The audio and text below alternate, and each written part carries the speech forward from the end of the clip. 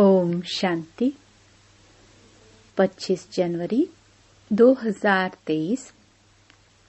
बाबा के महावाक्य।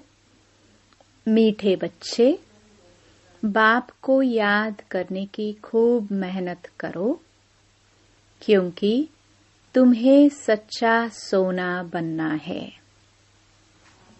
प्रश्न। अच्छे पुरुषार्थियों की निशानी क्या होगी? उत्तर।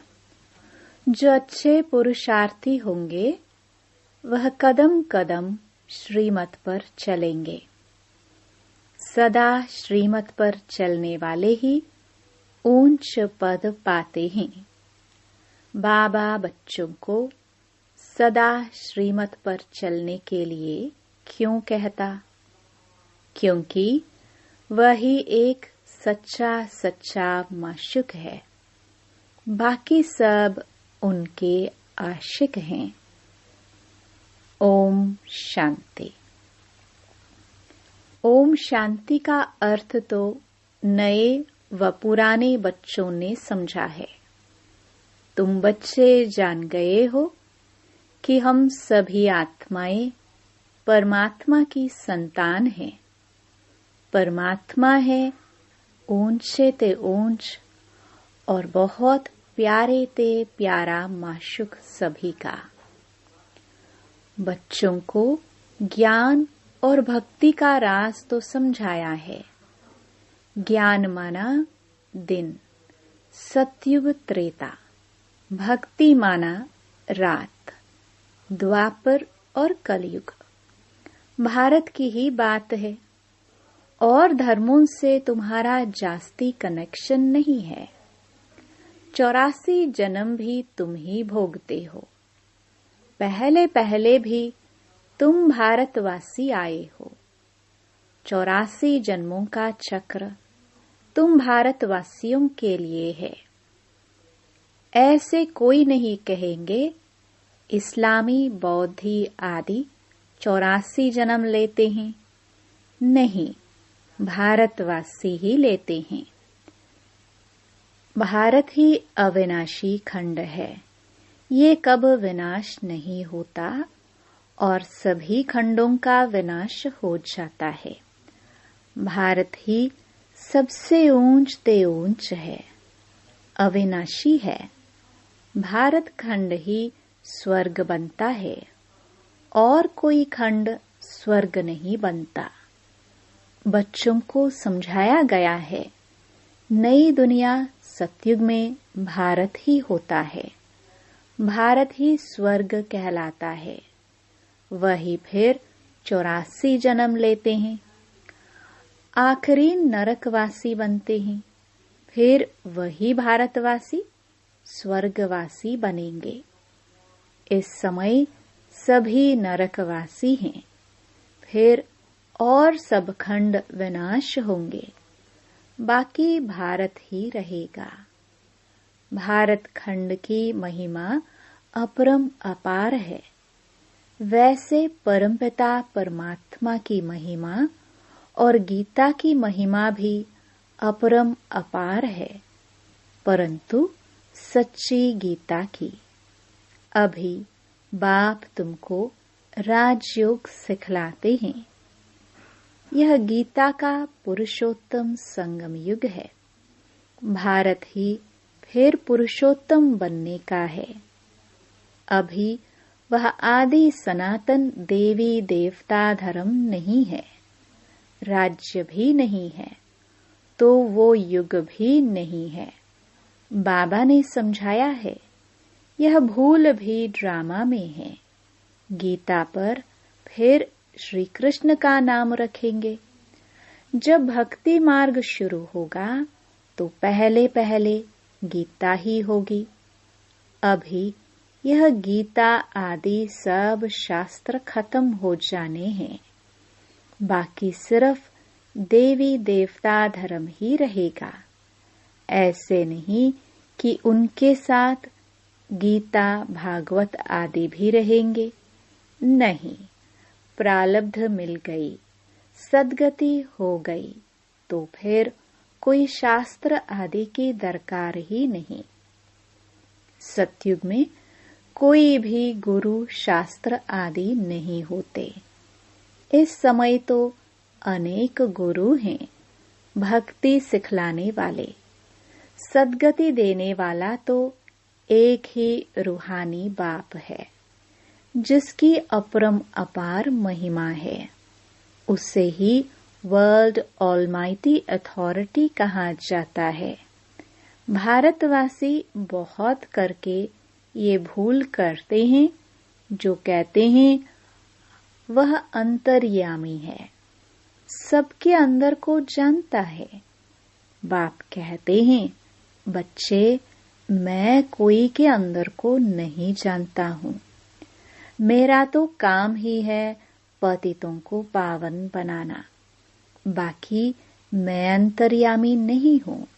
यह भक्ति मार्ग की उल्टी महिमा है। मुझे बुलाते ही हैं पतित दुनिया में, और मैं एक ही बार आता हूँ, जबकि पुरानी दुनिया को नया बनाना है। मनुष्यों को यह पता ही नहीं कि यह जो दुनिया है वह नई से पुरानी, पुरानी से नई कब बनती है। हर चीज सतो रजो तमो में जरूर आती है। मनुष्य भी एक जैसे होते हैं।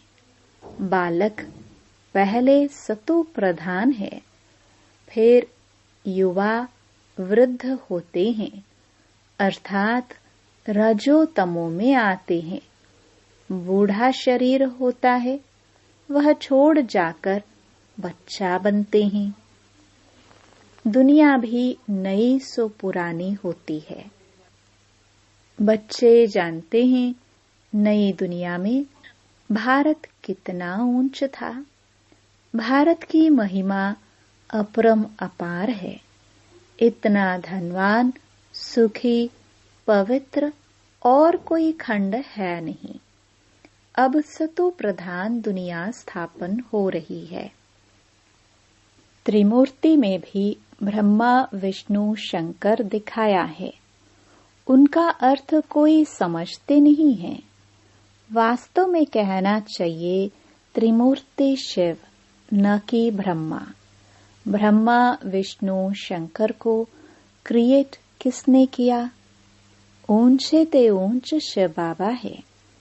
कहते हैं ब्रह्मा देवताय नमः, विष्णु देवताय नमः, शंकर देवताय नमः, शिव परमात्माय नमः। तो वह ऊंच हुआ ना। वह है रचयिता।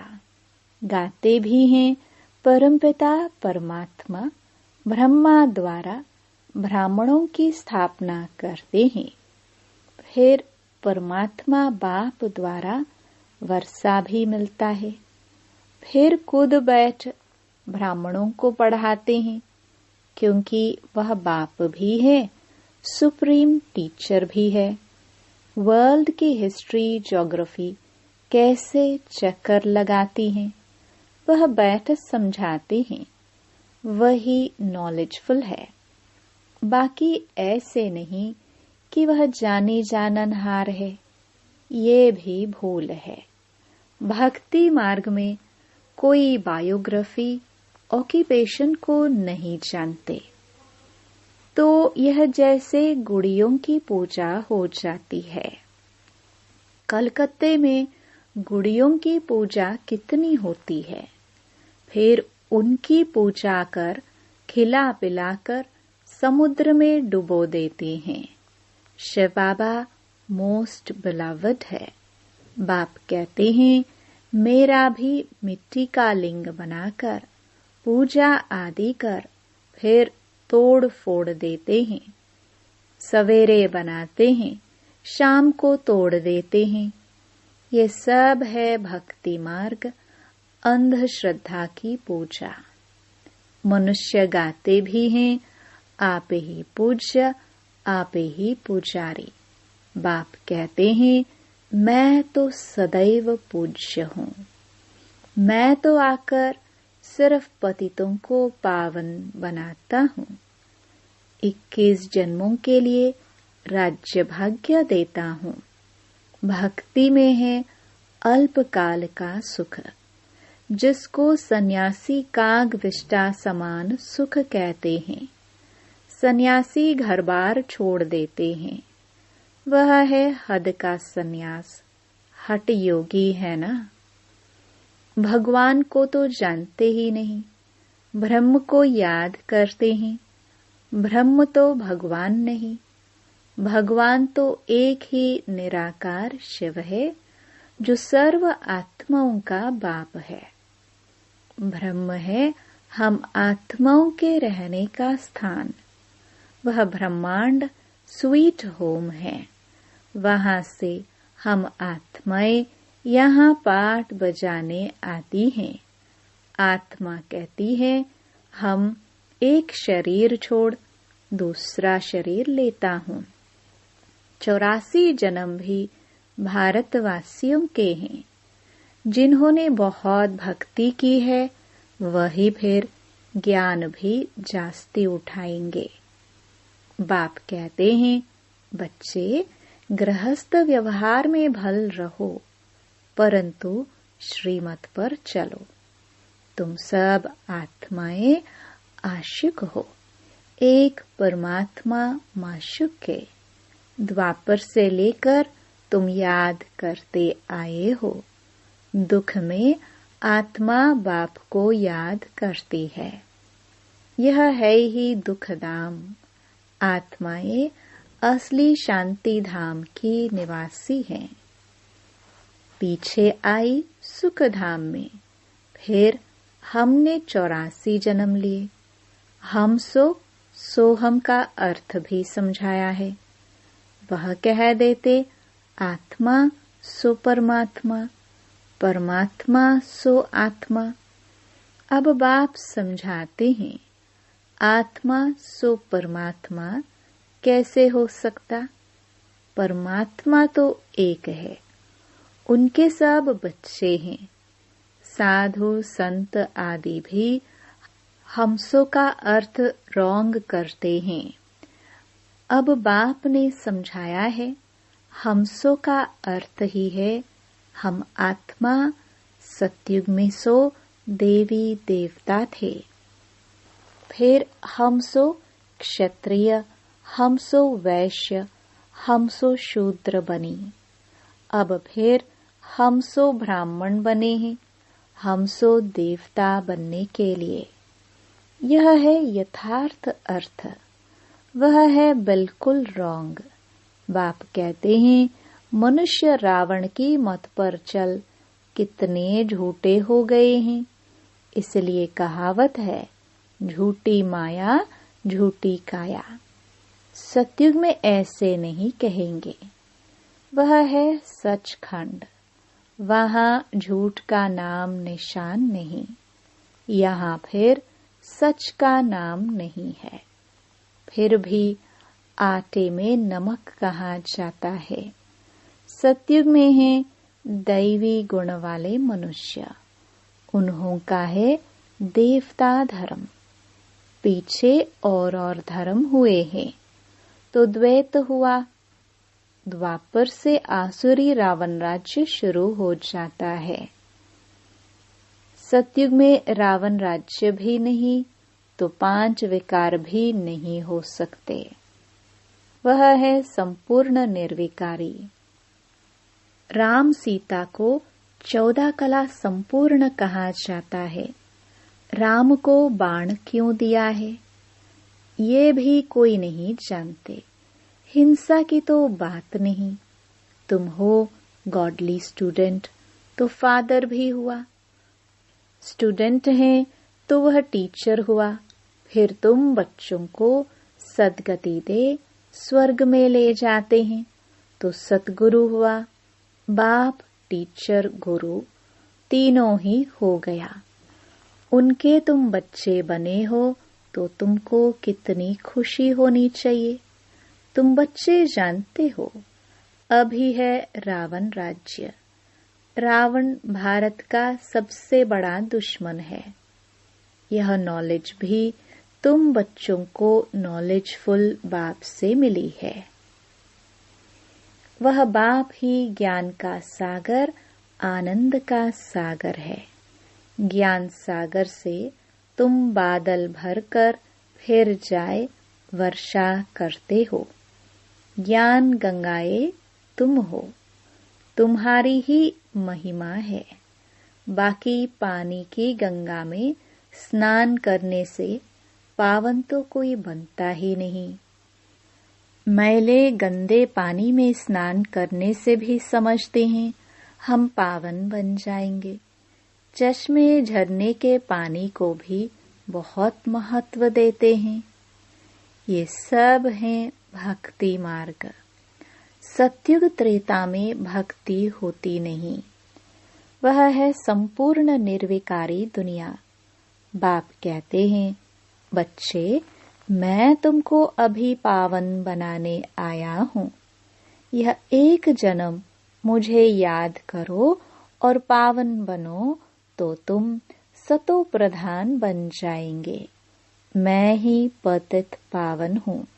जितना हो सके याद की यात्रा को बढ़ाओ। मुख से शिव बाबा कहना नहीं है। जैसे आशिक माशिक को याद करते हैं, एक बार देखा बस बुद्धि में उनकी याद रहेगी। भक्ति में जो जिसको याद करते, जिसकी पूजा करते हैं, उनका साक्षात्कार हो जाता है। परंतु वह सब है अल्पकाल के लिए। भक्ति से नीचे ही उतरते आए हैं।